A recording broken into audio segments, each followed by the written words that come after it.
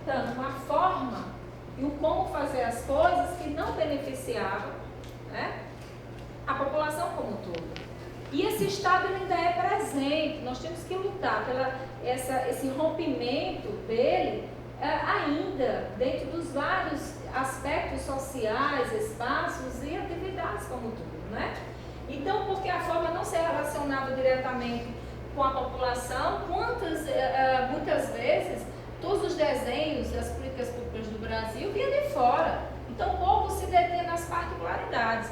Hoje, por exemplo, quando você pega essa política de segurança alimentar e você percebe que ela está pactuada, por exemplo, com as necessidades, tá, dos povos, das pessoas, das regiões, significa dizer que estaremos mais atentos às particularidades e singularidades das pessoas. As pessoas não são iguais.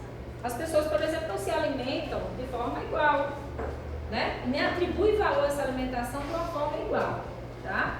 E aí a gente começa a perceber que tínhamos um Estado que ainda tem muito disso, ainda é muito patrimonialista, por exemplo, tem atividades ainda bastante autoritárias, muitas vezes você tem áreas hipertrofiadas que não se desenvolvem, são esquecidas, a área mesmo aqui da segurança alimentar.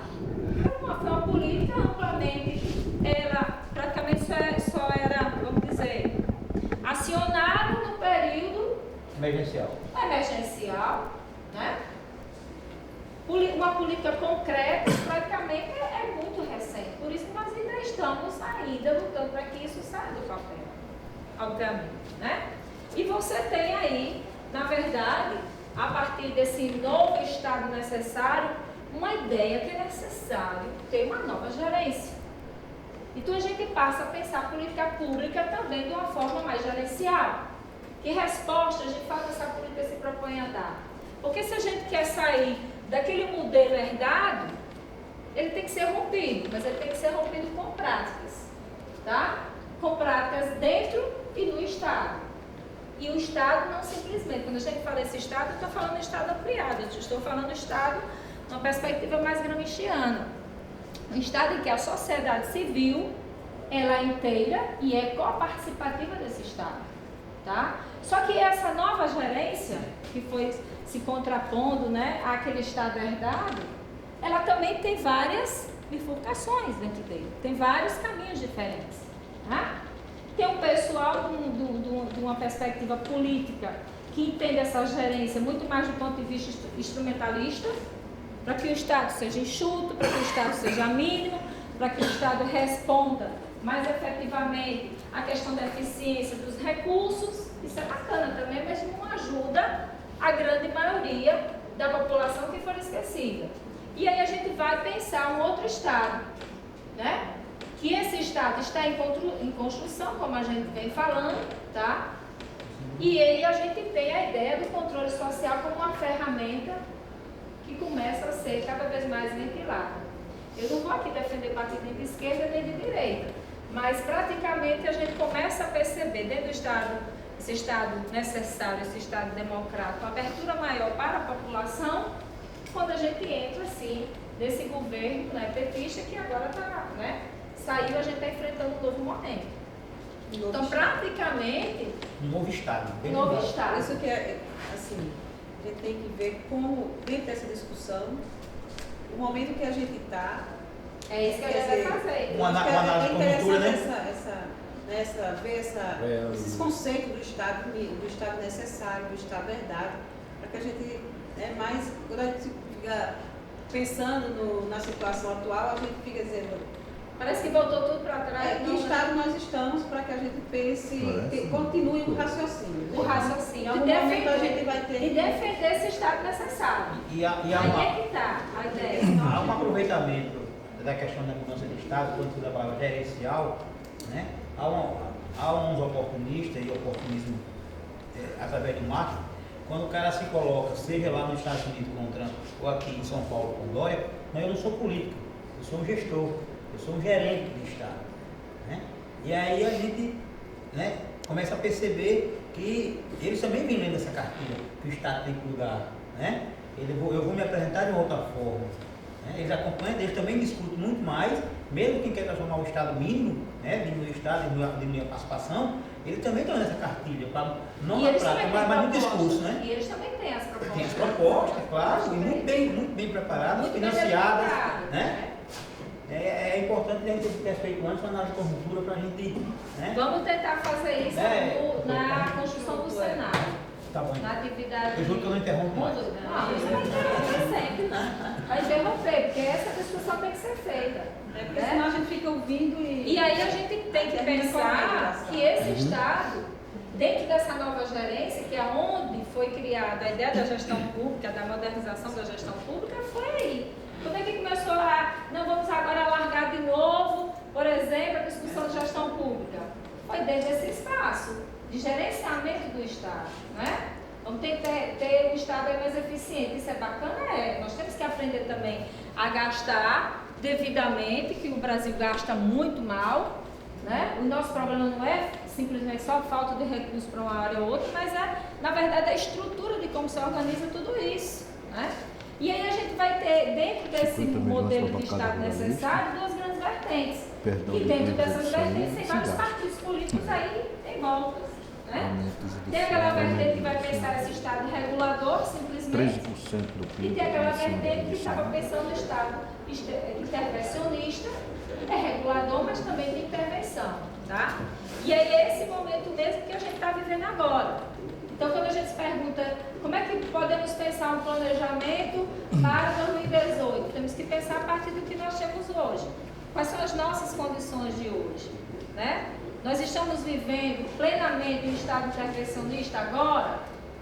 Aí a gente tem que entrar naquela outra discussão. Bem, nós temos o Estado intervencionista porque nós temos já várias pactuações que apontam para políticas, o que, gente? Intervencionistas.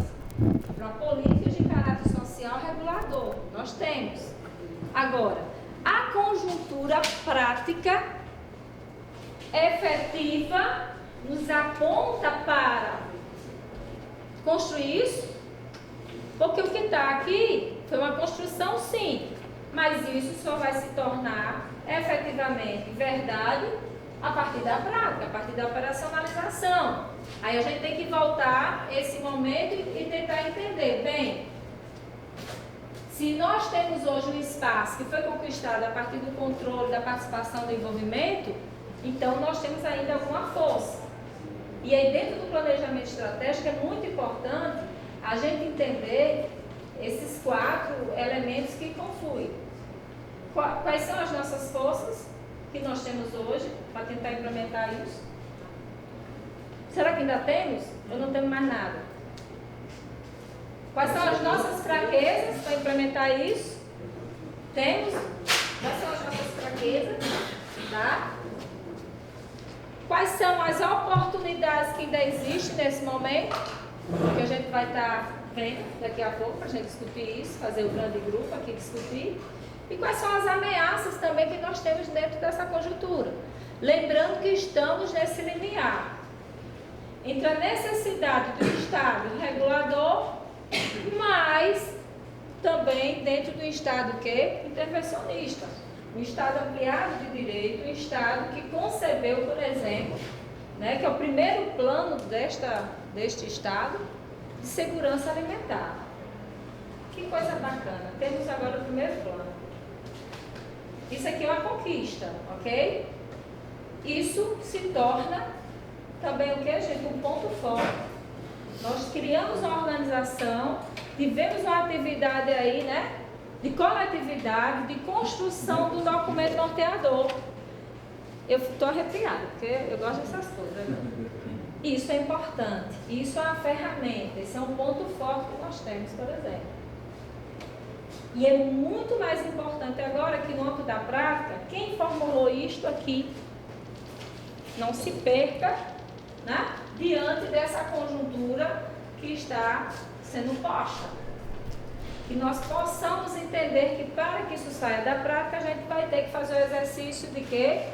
De luta, de confronto, de resistência, também de consenso, né?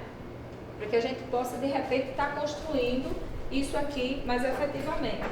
Então, nós temos essa relação entre o Estado necessário de base regulatória, ficou muito visível isso em FHC, começou em Sarney já, em Collor, em FHC, depois tivemos uma quebra disso daqui, pensando o Estado necessário, mas com a base social regulatória, e aí nós tivemos uma expansão muito grande.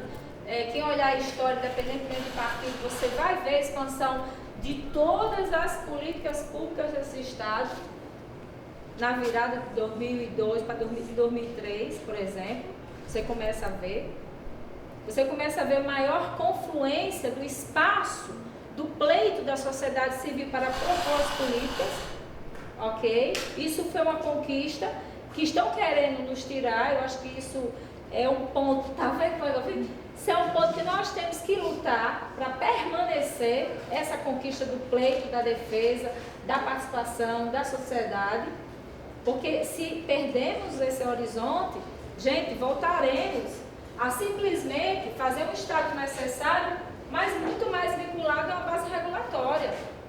E nós já estamos vivendo esse arroxo novamente da base regulatória, quando o governo, por exemplo, aqui mesmo na universidade, o nosso orçamento está cada vez mais o quê? Retraído, menor. Por exemplo, a universidade lá da UFRN está recebendo um orçamento de 10 anos atrás. O que é que você imagina a instituição, por exemplo, essa daqui, de um tamanho, desse tamanho, conviver com um orçamento de 10 anos atrás, por exemplo? Tem como a gente manter toda a estrutura daquilo que foi conseguido durante esses últimos 10 anos? Não, mas é necessário o que agora? Se readaptar. Não só se readaptar. Não tem como readaptar. Né? Não só. Não tem. A gente precisa fazer o que agora? Tá? Temos que fazer o exercício do planejamento, temos que levantar a bandeira das reivindicações, temos que fazer maior envolvência para que as pessoas da sociedade saibam o que está acontecendo, tá? Para que nós possamos enfrentar a coisa. Do mesmo jeito dentro da política de segurança alimentar. Tá? Se os municípios que estão carentes, né, bastante penalizados, não reconhecerem o direito que têm e não começar a criar frente de luta para que isso que saiu do estado necessário se concretize, ou pelo menos comecemos a concretizar algumas coisas, talvez não tudo, mas comecemos, aí tudo isso aqui não vai ficar, não tem nenhum sentido, vai para a lata do lixo e pronto, e fica na gaveta. Só mais um, né? É só mais um, foi mais um esforço perdido, né? E aí, nesse sentido, é bem importante entender que tanto essa gestão regulatória como essa gestão social vai utilizar muito do instrumento do planejamento estratégico. E aí, porque é necessário nós que estamos na sociedade civil, nas organizações da sociedade civil, tentarmos entender o que é esse bendito desse planejamento estratégico. Porque hoje, tanto as empresas do grande capital, como os estados mais modernizados, trabalham com equipamentos e técnicas cada vez mais modernos. E o Brasil tem feito um esforço, que está também dentro da própria Constituição, e aqui vocês também fizeram esse esforço, aqui também tem já ideias de planejamento estratégico, tá, na concepção disso, mas que nós precisamos avançar na construção desse planejamento estratégico. Porque ele é uma ferramenta que nos auxilia, por exemplo, não simplesmente só se adaptar e baixar a cabeça, mas nos auxilia a tentar enxergarmos juntos, fazer a lente, ampliar a lente, para entender, bem, dentro desse contexto, que estratégias ainda podemos tirar? Tá? A estratégia vai ser qual? A gente vai cruzar os braços agora, por exemplo? Essa vai ser a estratégia? Pode ser. A estratégia vai ser qual, por exemplo? É fazer o maior enfrentamento? É fazer maior reivindicação? A estratégia será o quê? Pactuar? Ver o que é que a gente pode daqui tirar? Olha, se está na mesa do governo do estado, a gente vai sentar e vamos discutir. Bem, governo, vamos lá. Que aí vocês conseguem, vão ter que em algum momento, este ano para outro, talvez fazer isso mesmo. Sentar e pactuar, repactuar o plano. O que é que desse plano é possível fazer, vosso governo? O que é que você tem de recurso? Agora, se vocês ficarem esperando que ele diga o valor que ele tem para a política de segurança alimentar, ele não vai dizer. Vocês têm que buscar, vocês têm que saber onde é que está a informação. Vocês têm que chegar, olha, eu sei que existe esse recurso aqui, está nesse programa. Como é que ele está? Como é que ele está? O que é que já foi feito? Que ações desse programa já foram realizadas? Já foram realizadas 1, 2, 3 ações? Que bom, tá. Que resultados essas ações nos apresentaram? Esse é o papel. Essa é a ideia. Se a gente chega numa mesa de trabalho, de política pública, sem ferramentas, seremos mais um que não vai somar e só vai beneficiar aquilo que o governo pretende. Lembrando que não há aqui, nesse momento, uma discussão de que o governo ruim é um governo bom. O governo, se ele é bom gestor, logicamente ele vai tentar atender a todos dentro daquilo que ele tem. Né? Se ele for um mau gestor, muitas vezes ele tira de um lado e dá para o outro lado de acordo com os interesses políticos que eles têm. Tá? Mas vamos aqui compartilhar a ideia que nós estamos vivendo no século XXI, que a ideia da ética dentro da gestão é fundamental e que esse gestor que vai sentar comigo à mesa, né, nessa mesa redonda, nessa mesa de discussão, ele também tem esse princípio. E ele vai dizer claramente, gente, Conselho da Educação, para a educação a gente tem isso para trabalhar. Vamos aqui replanejar o que é mais importante para a educação. Pessoal da segurança alimentar, Conselho, vê lá. Nós temos isso. O que é que nós podemos agora repactuar para não deixar que toda a população, aí vem a importância do direito humano à alimentação. Vocês terão que em algum momento olhar com maior prioridade para aquelas camadas, né, que estarão sofrendo de uma forma mais concentrada, né, a situação do agravamento da falta de recursos. Certo? Agora, uma coisa que é fundamental quando a gente começa a cada vez mais estudar isso, que isso aqui está tão ligado uma coisa com a outra, que parece que quando a gente mexe num lado, desmantela no outro. Né? E aí a gente vai ter que aprender a fazer esse pensamento também estratégico, circular, de entender isso. Bem, onde é que eu mexendo no plano, alterando essa pactuação do plano em algum momento, com o governador do estado, com os prefeitos, pode afetar menos a população. E o conselho tem que estar preparado para fazer esse tipo de articulação. Tem que estar preparado para fazer essa conversa, que vai ser, tem momentos que vai ser uma conversa bastante impositiva, mas tem momentos que terá que ser uma conversa bastante consensual. Por que isso? Porque isso foi algo que vocês ganharam, que a sociedade brasileira ganhou, que se chama o quê? O tal do controle social, da participação da sociedade.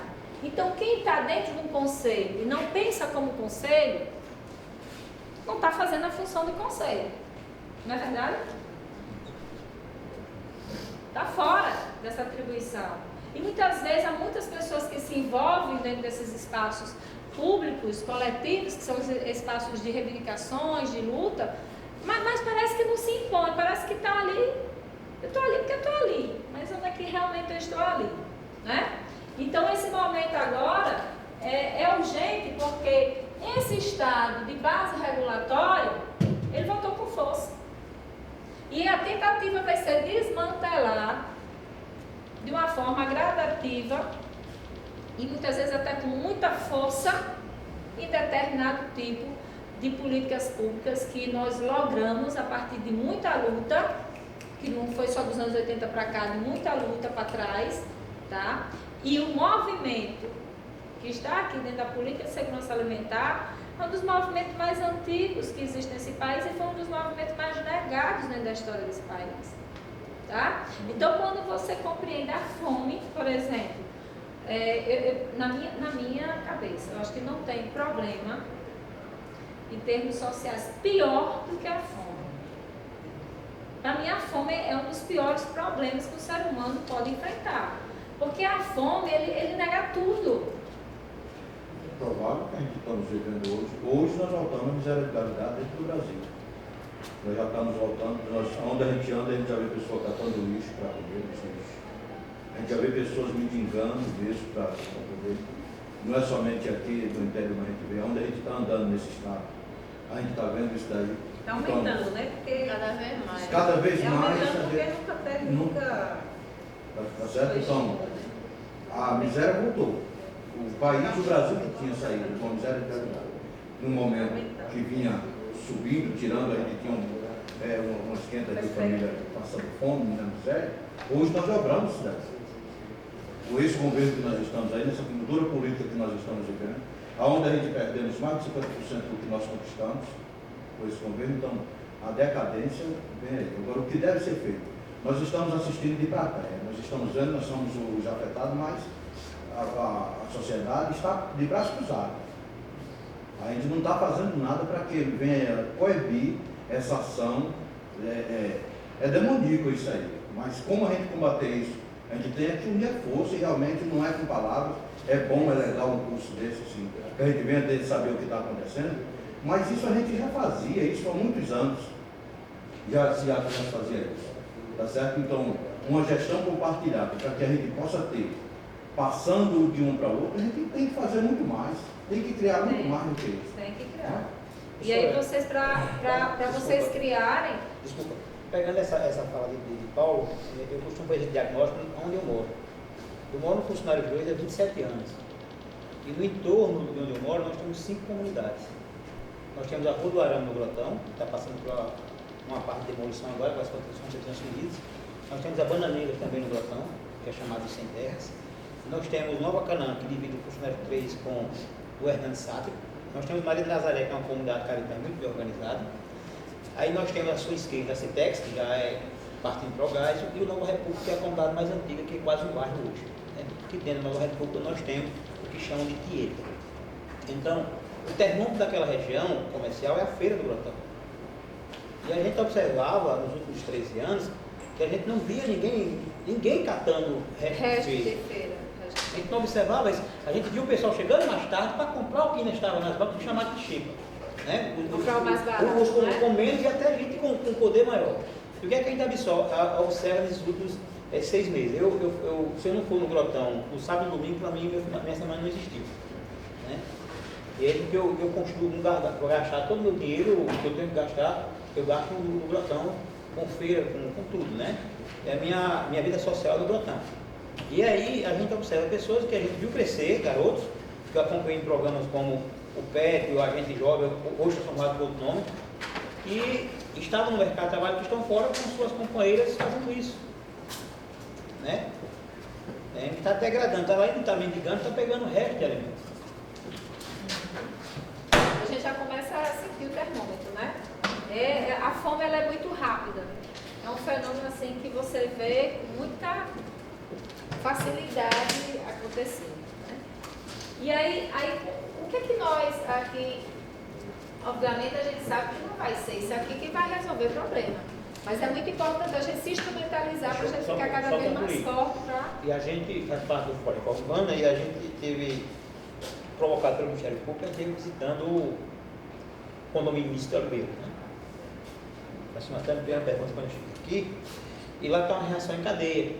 Houve a mudança, pessoas que moravam 20, 30 anos em outra localidade, foram morar lá e recebeu seu apartamento, então o apartamento novo, mas os filhos estão fora da sala de aula, porque o governo não garantiu a escola. Consequentemente, não tem a frequência escolar, não tem o censo escola, cortado o Bolsa Família. Bolsa Família. Consequentemente, a fome está batendo. Uma coisa está... Sempre ligada à outra. Tá? Quer falar? Não, porque tem muito slide. Eu sei. Desculpa, eu me emocionei porque... Não se emociona porque eu sou babona também, daqui a pouco eu choro também. Aí eu não vale mais nada. Porque realmente a fome é um dos aspectos da questão social, que ela grita muito rápido. Né? Basta você estar desempregado um mês, a sua situação dentro de casa, dependendo do valor de renda que você tem, ela já começa a falar. Né? Então, quando defendeu-se a segurança alimentar como um direito humano básico, isso é uma conquista enorme. Né? tendo em vista a grandeza e milhões de pessoas nesse país que passavam fome, né?